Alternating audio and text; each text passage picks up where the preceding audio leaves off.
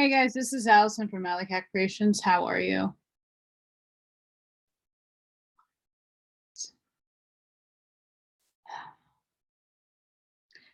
Sorry I haven't been on. I still have internet. Still. Very blessed. So I took an adventure to Indiana over the weekend.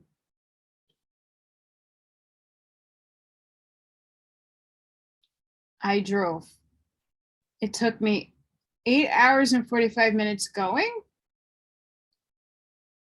and 12 hours going home.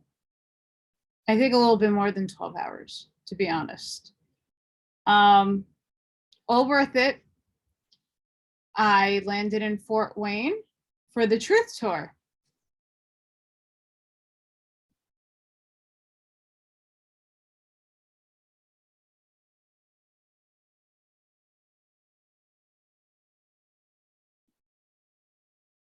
This used to be my hair color, by the way, this dark plum color.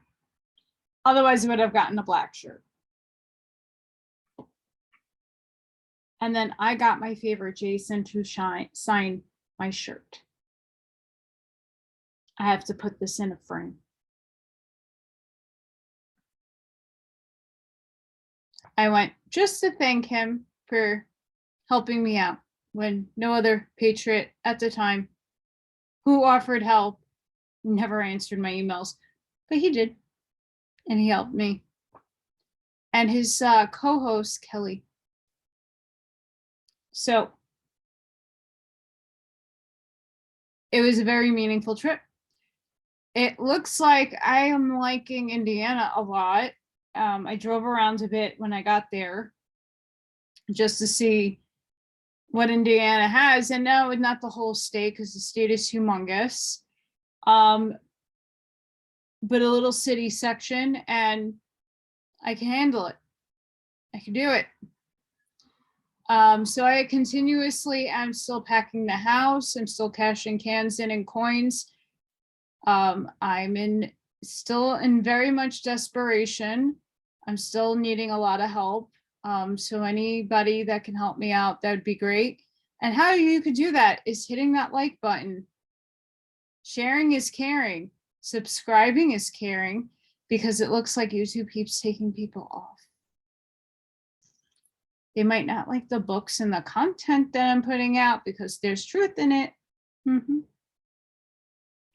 And if you would like to help me via a donation or just supporting my work, you could do that too. The links are in the drop box below. Again, knowledge, in my opinion, should be free. I provide it. Don't mind it. I just think it's very important that we all support each other. And right now I need support. In the past, I have donated and given away things when I could have sold them because other people needed them. I'm a very big giver. I'm not much of a receiver. I had to put my pride down for this. People who personally know me know how hard this has been for me to ask for help. So anything helps. And don't worry, I know, trust me, I know how high gas prices are. I just made it back home with the gas. And I've been cashing cans in bottles, and people donated them for me for 2 weeks with coins that I've been saving for years. So that helped me get there and back. And I, again, being the spiritual person that I am, needed to go there and feel the energy before I make a blind move and just go pick somewhere on a map and go, oh, here we go. So all day yesterday, because of the weather, the storms were really, really bad in New York. There was a lot of flooding. I hit that weather on the way back home. I had to stop at a rest stop, and you couldn't, I don't know, Pennsylvania, if you're from Pennsylvania and like Pittsburgh area, in and around near Ohio, I'm sorry. How the hell do you drive with no lights on the highway in bad weather? I don't get it. Good weather, nice, clear. Even with the fog, you know, the fog is very scary. You know, you put your brights on, you can see shit. But even with brights on, if you don't have lights, you don't know where you're going. Even with the little road doodles, I don't know how you people do it. Driving without lights in the middle of nowhere. How do you see the deer? And I know you people have wildlife all over the country.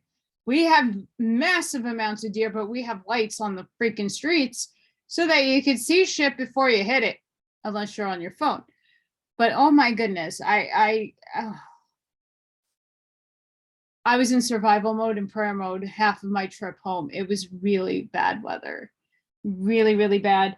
I made it home though. Here I am. So before I begin also, I went to the doctor today to say adios, kind of. He was like, why aren't you picking up your medicine? I'm like, because I can't afford it. I don't know what to tell you. And he's like, oh, that sucks. I'm like, yeah, it does suck, but I'm okay without my medication, believe it or not, just not with this weather. And, you know, if I'm home and lying down, I'm fine. You know, I'm in pain, obviously, but I don't have to exert myself to hurt worse. So they took my weight.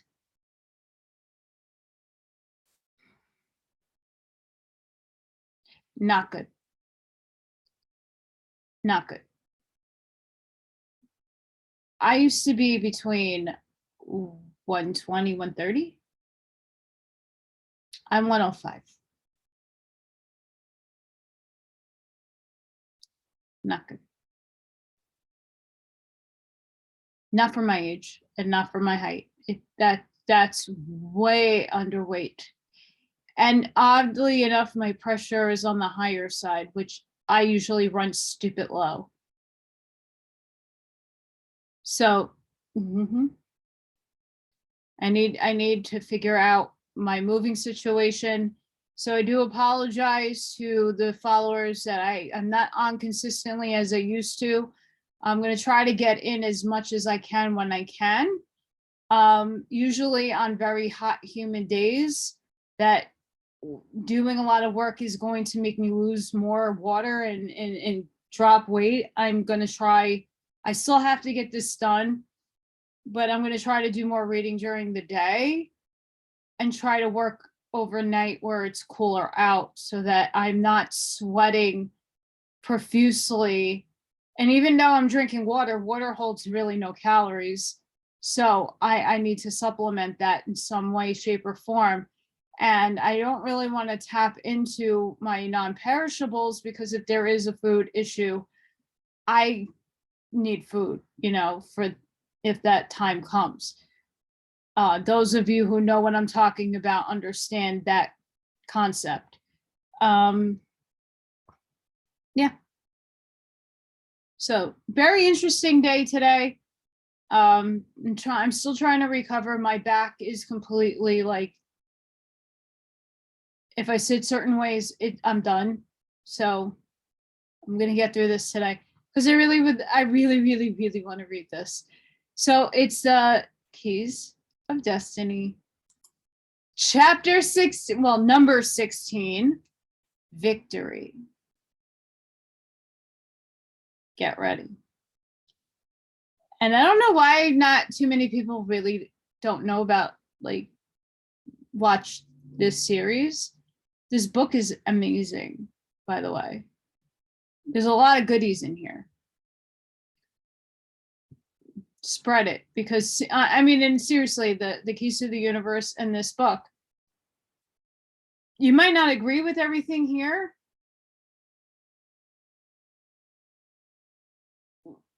but there is some good shit in it. Number 16, Victory. The transcendent quote, sorry. See, I'm out of practice.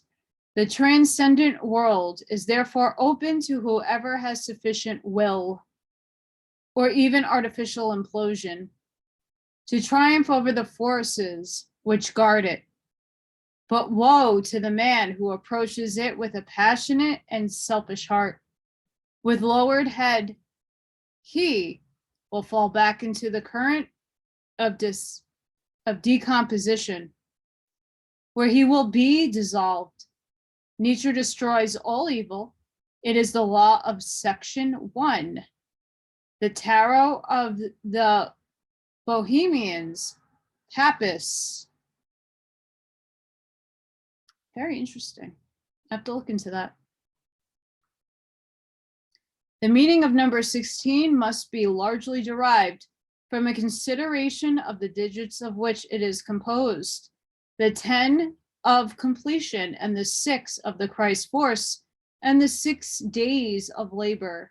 Here we find the one life of the Father, 1, supporting the struggle of the Christ force, 6, to manifest in matter. Here, so united, 16 equals 1 plus 6 equals 7, that they are able to manifest perfection, 7, on earth in physical nature. This indicates that in 16, the first victory has been won. The Christ force worked up through the lower kingdoms and reached into the human. The great unrest of number 6 has, through its consistent activity of destroying, rebuilding, and perfecting, gained its first victory, and the word has become flesh, or is embodied in men. Henceforth, men must consciously embody the number of 6 of the Christ force in himself and permit it to repeat the cycle of unrest in him. Westcott calls 16 felicity, and while others regard it unfavorably, but as usual, the true meaning lies in the middle. Number 16 is called the number of victory, yet is by no means the complete and final victory. Another aspect of 16 is one little understood, hence seldom alluded to, namely the connections between it and the elementals. In the key of the universe, we explain that all nature spirits bear the impress of number 6, just as man does number 5 in their makeup. Now, since 16 is 1 plus 6 equals 7, it is natural to find in it some way connected with the elementals. This is quite true, but the connection is with the rulers of the different tribes of elementals, or their kings. In this elemental kingdoms, a king or a ruler is one only because such an one is a synthesis of the elemental force of that kingdom of nature, hence can be used as a tool, we might say, under the great hierarchies who are working to form and develop nature and bring it to perfection. Just so men, when he has reached a certain step in evolution, must become an instrument of or a co-worker with the divine. One great difference between men and the elementals is that the elementals, because without free will, obey automatically the will of those using them.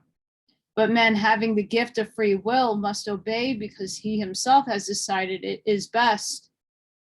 Quite naturally, such synthetic elemental entities agree with 16, for 6, the number of nature, has been wedded to the 10, which has perfected its expression in that kingdom.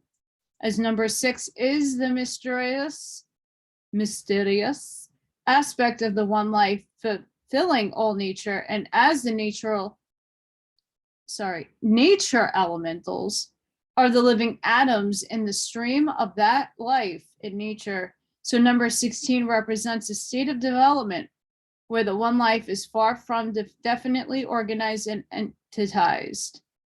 A most remarkable collaboration of this has recently been brought to our attention in an article in the Occult Review of London of November 1917.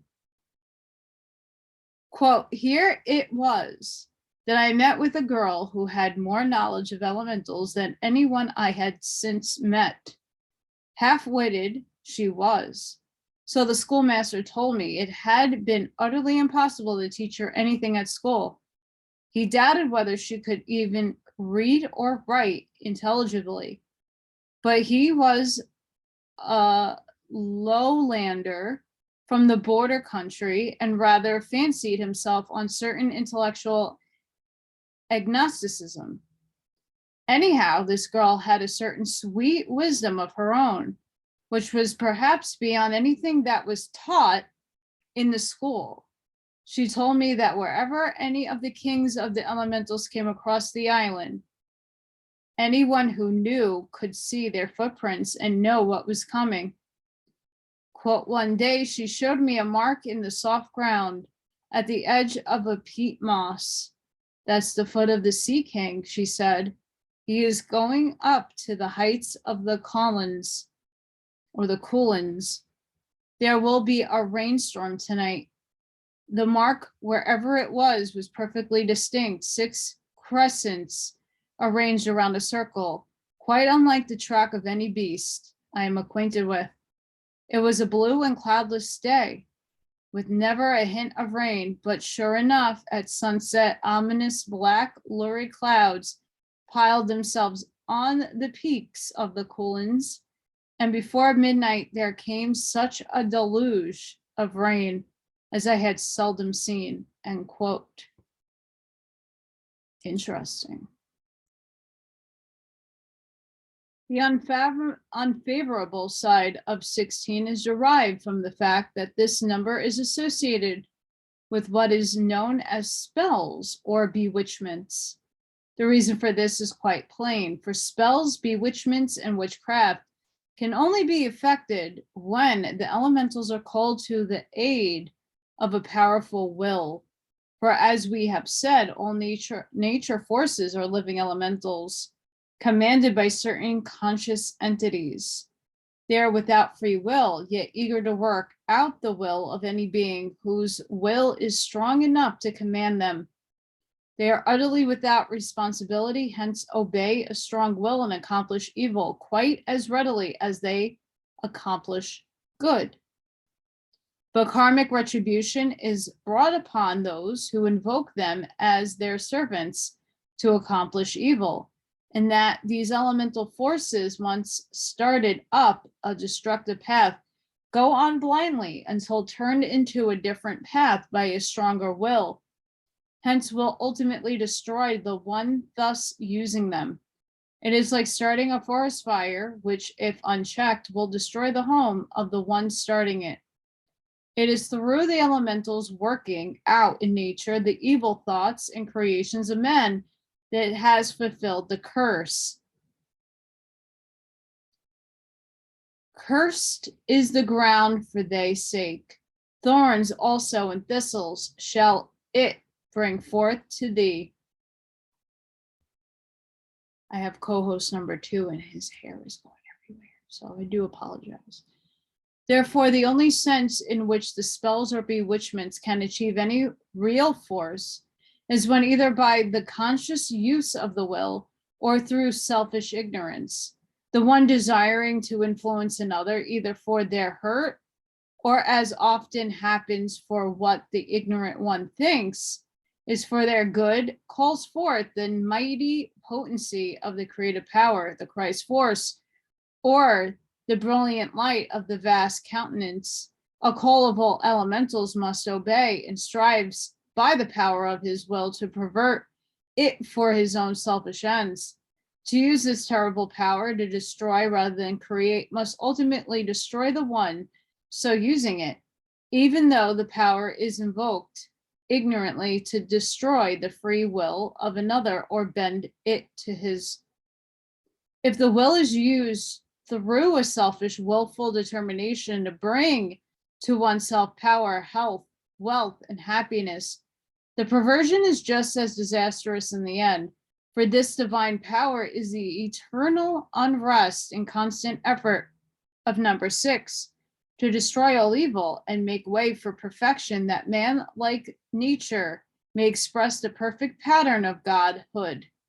Therefore, to so use the will as to make this power work for our own selfish ends, rather than to use all our will to make our personality work with it to bring out peace, harmony, and perfection, is like focusing on hydrogen flame or an electric current, both of which might be very useful to cut through steel and accomplish useful work, but dangerous to play with and criminal to use for burglarious purposes, which is very true.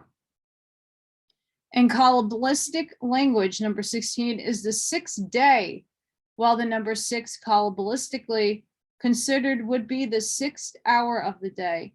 The vast and lesser countenance of Macroproporus and Macroproporus plainly means that the vast countenance is the perfect expression of the Christ force on high, all shining brilliancy and perfection, which the lesser countenance is its reflection in matter through the zodiac.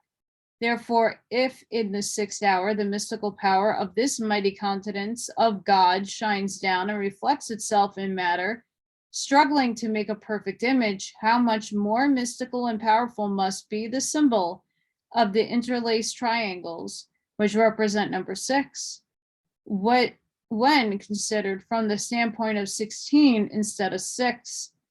Here we have the fullness of the command, 6 days shalt thou labor and do all thy work. We stand at 16 as it were on the eminence and see the Christ-like struggling with the darkness and inertia of matter, yet see that it has accomplished a definite amount of work. Hence we can go on in assurance that its mystical power is all potent and must conquer, for it has already gained a victory over nature.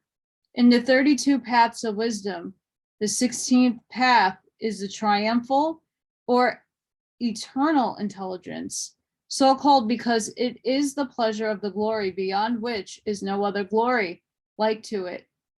And it is called also the paradise prepared for the righteous. Thus, when man walks to the end of this 16th path, he will indeed be filled with the glory and the eternal intelligence, for then the Christ life will express itself in men, even as it does in nature, and no longer can it be said of the lilies of the field that Solomon in all his glory is not arrayed as one of these. For when Solomon, the man of wisdom, is clothed in the Christ's glory at the completion of the 16th path in his kingdom, he will just as perfect as an expression of God's handiwork, and there will be no glory like unto it. Kabbalistically, 16 is called the solar light and is sacred to the sun, which is the eye of the world.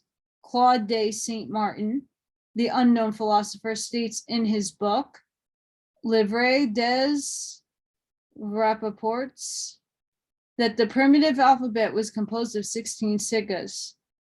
Also, Lacour, in his book on the Elohim, has inductively determined the existence of a primitive alphabet composed of 16 signs. Still another author, Barrels, reached the same conclusion as to the existence of 16 primitive signs on which the 22 letters of the Hebrew alphabet were built. Another meaning, often ascribed to number 16, is the fall of Satan's kingdom. This is deduced from the meaning given by Apollonius, who calls number 16 the 7th hour of initiation, the hour when the neophyte rests for a period in the hall of realization. Apollonius calls it the lightning-struck tower and says of it, fire comforts every living creature, and if some priest, himself a pure man, purloin and use it, if he bend it with holy oil, consecrate it then, anoint some ailing limb with it, the malady will be cured. Fire is the great purifier, hence the neophyte must make it his servant, resting in the divine assurance that fire, the divine element, will consume only that which is evil. That which agrees with the inner force will be sublimed and glorified. But woe to him if he be not pure, for at this step where he invokes the fire, he is threatened with dissolution more or less complete according to his intellectual and moral unworthiness. If, however, he be found worthy, this baptism of fire makes him one of the Magi. This idea is expressed in the beautiful myth of Psyche and Cupid, the soul and the fire of love. In this myth, we have a story of the soul and its struggles through matter, its seduction through mortal love, and its purification through labor and suffering. Another story of initiation, Cupid, the son of Venus, or the earthly offspring of the divine mother love, the reflection of divine into matter, found Psyche, the soul, sleeping in the garden of Venus. In the garden, there were two fountains of water, the water of life and the water of illusion, the one sweet and the other bitter.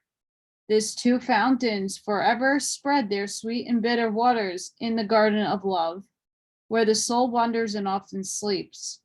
But Cupid, who wished to chain Psyche to earth, touched her lips with the bitter waters of earth. Then Psyche awoke in her amazement to the beauty of Cupid.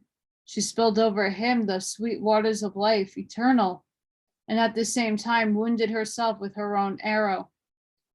As earth love touches the lips with bitterness, the soul awakes and by the wondrous beauty enamors the earthly child of the divine mother. Human love, Cupid.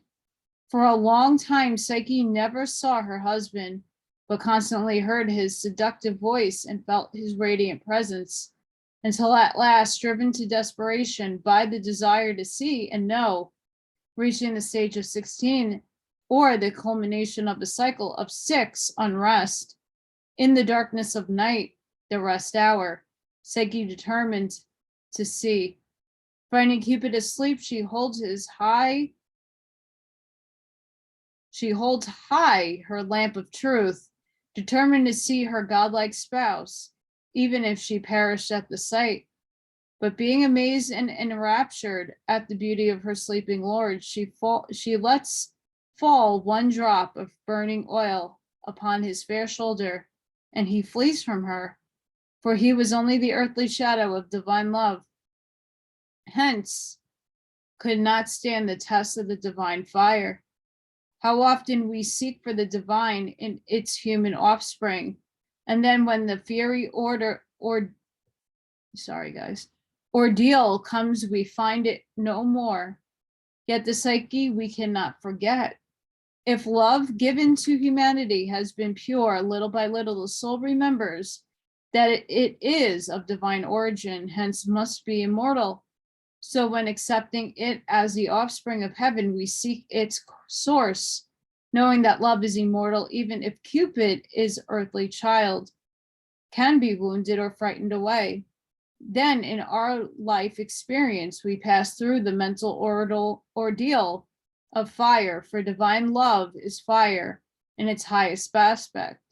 Hence no burning earthly teardrop, no withering doubt or fear can quench it. In its radiant shining, it swallows up all tears. Once having reached this point, the soul, like Psyche, can never rest, for it starts out on its long laborious search through all the worlds. Or we enter on the path by giving up our earthly God to find God. And only when the soul, like Psyche, has climbed laboriously to the dreary heights of the Mount of Attainment and humbly knocked for admission on the little door which entrance to the temple of Venus, the divine mother, can we complete the 6th day of labor and find our rest. 1, this 7. 16 equals 1 plus 6 equals 7. Then we find not only divine love, but we find that this divine love includes all love throughout the manifest universe. Hence, if we are joined to it at its source, it must bring us love immortal throughout the spheres.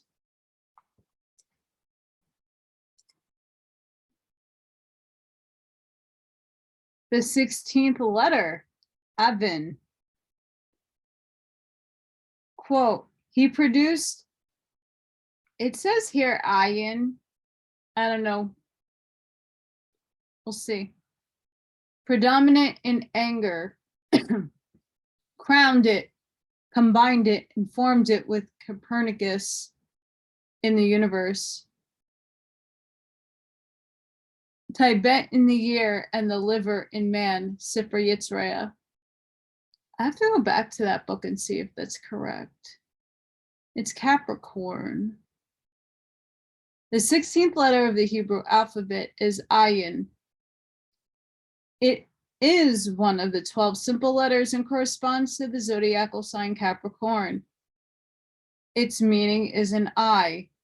By Pappas, this letter is given a hieroglyphical correspondence with the 6th letter, thou, the meaning of which is given a peg or a nail, a link or a connection between two antagonists.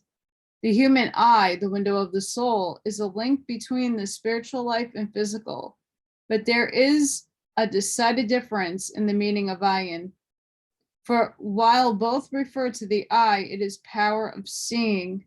Thou refers to the human eye, which can look out and by its power of seeing, grasp something of the physical plane, while the ayin in the inner eye, which is the organ of spiritual sight. For only as an inner comprehension of what we see with the outer eye is grasped and interpreted, can we say we really see. Hence the expression often used when one comprehends a thing, I see, meaning I comprehend.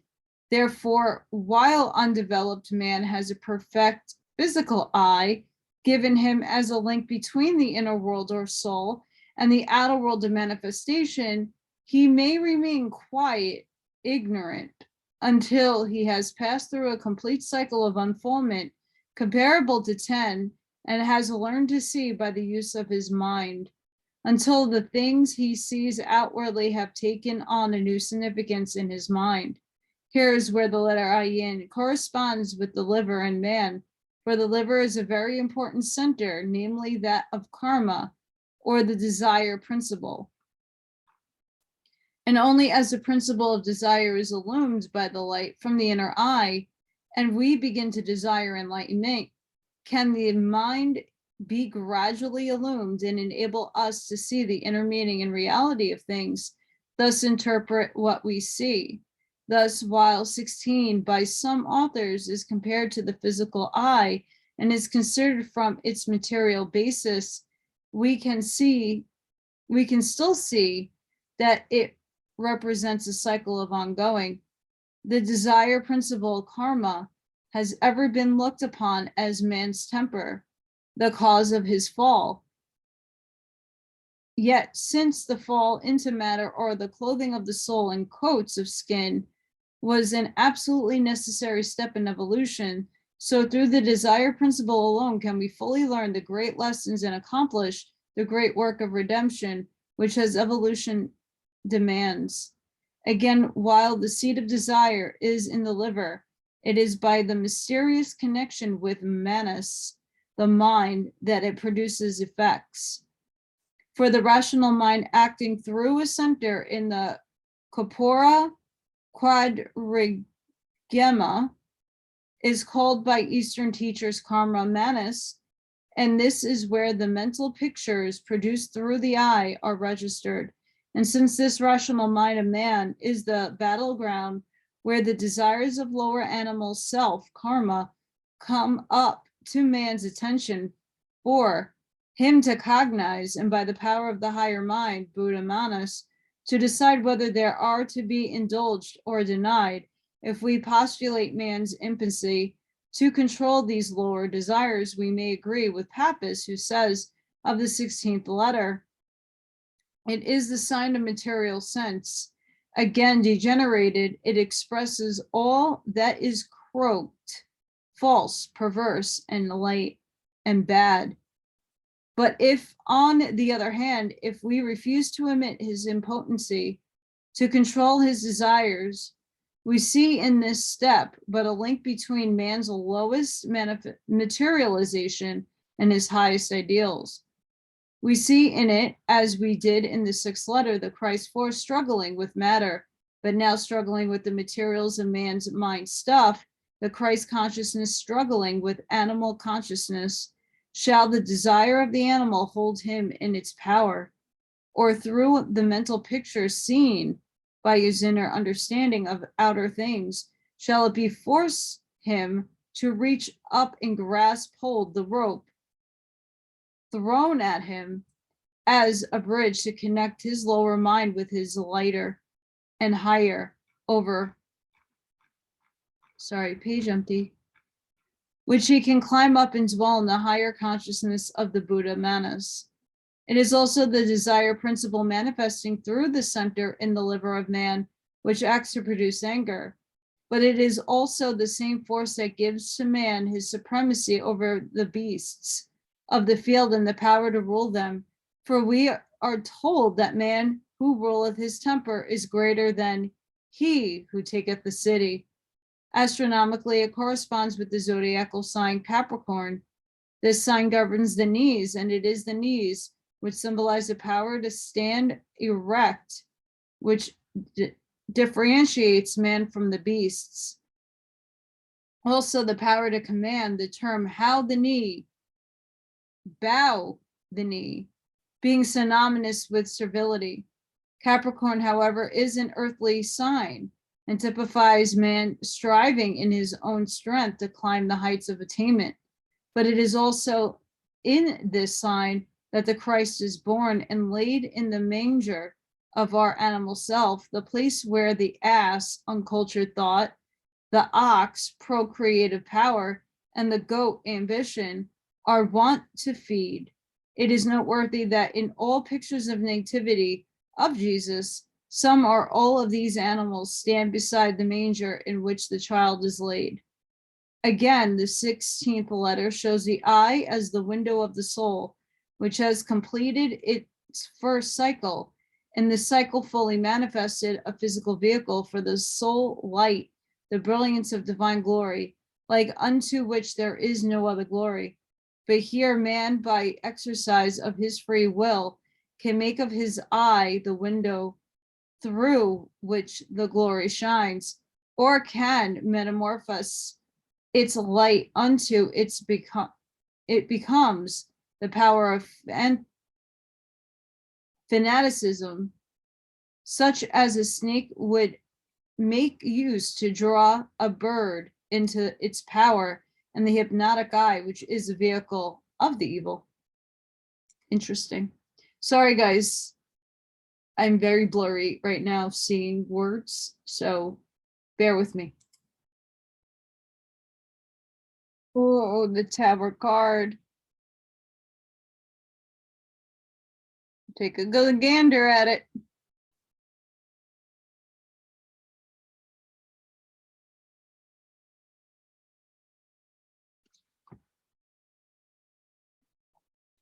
The 16th tarot card, the lightning struck tower. The 16th card of the tarot is called the lightning struck tower, astrologically corresponding with the sign Capricorn. On this card is a picture of a high tower built of bricks, bricks always symbolizing man's handiwork, while rock represents God's work. The battlements, symbol of warfare, of this tower have been struck by lightning, and two men, one crowned, the other uncrowned, are falling with the tower. By some, this is taken to symbolize the fall of Adam and also the fall of the spirit into materialism. Quite true, but considering its numerical value as well as the zodiacal sign, which is associated, it seems more in keeping to say that the high tower symbolizes man's intellectual unfoldment and his material achievements built up brick upon brick, thought upon thought, through all his cycles of 10 until he thinks that, like the Tower of Babel, his material and intellectual achievements will enable him to reach high heaven. Yet he forgets that heaven can send its shafts of fire to teach puny men his place. The idea of this card is well expressed in the voice of the silence. Self-gratulation, O disciple, is like unto a lofty tower, up which a haughty fool has climbed.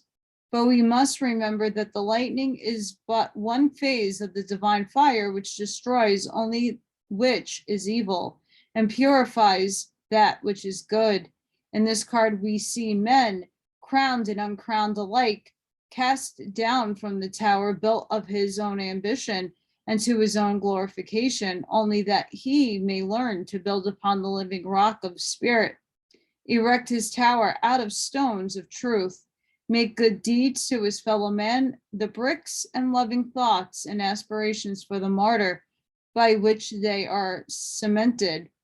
Then the lightning playing around his tower will only illumine it and make it stand out as a beacon to lead others to the heights. In this card, we again catch the idea of inner eye, for while the sun is the eye of the physical universe, the outer eye, vow, lightning, is produced from the electromagnetic forces from the sun, father, which has been absorbed by the water in the clouds, mother. While we might call the flash of lightning the birth of terrestrial fire, or the invisible father, mother, become visible and so materialize that they may even cause a physical conflagration, just as we see with our eye, but only as we perceive with our mind, is the thought produced, which will result in a physical act. The two men falling with the tower show the utter futility of man's attainments if he builds his tower of earthly pomp and wears a crown of earthly homage in defiance to the law of divine justice, the very height to which he has climbed, even to the battlements of his tower, taking with him the slavish devotion of uncrowned masses, but makes of him a target for the fire of the law to bring him low. For thus will the highest attainments of man's unregenerated powers ever crumble to fragments when the infallible glory of the divine Christ force shall manifest itself. In 16, we see cosmic consciousness struggling through man's thoughts, ambitions, achievements, and bringing them to naught, that he may build better on the true foundation, just as we saw that Christ's force in 6, struggling in matter, tearing down, disintegrating, and changing forms. The higher, more perfect ones may be built, forms capable of permitting the divine life force to manifest more perfectly. Therefore, the crowned king who sits upon the pinnacle of man's temple or high tower, beholding all kingdoms of earth ready to fall down and worship at the feet of the Lord of this world, together with his scaphandrian and dupe, who looks to and worships only heights of man's erection,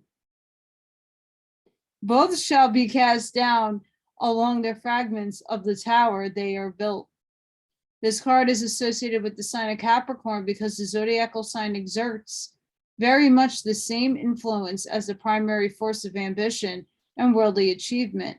As we have already pointed out, the habits of animal, which give the signs their names, do so not because the shape of the constellation bear any resemblance to animals, but because the influence exerted by the signs find expression in the habits and characteristics of the animals indicated. Hence, by studying the characteristics of the animals in question, we can determine that the kind of influence which the sign they represent will have on men. In this sign, the goat climbs to great heights and sustains himself on almost any product that the earth can produce. Yet he cannot fly into the ether or draw substance from on high.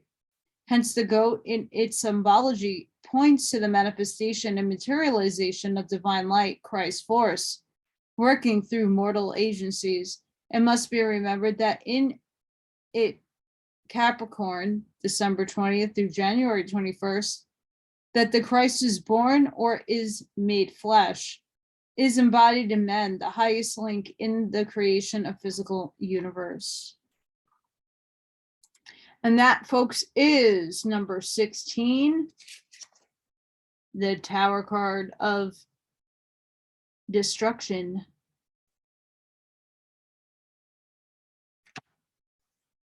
And all its awesomeness, because next 17 is even better, I promise.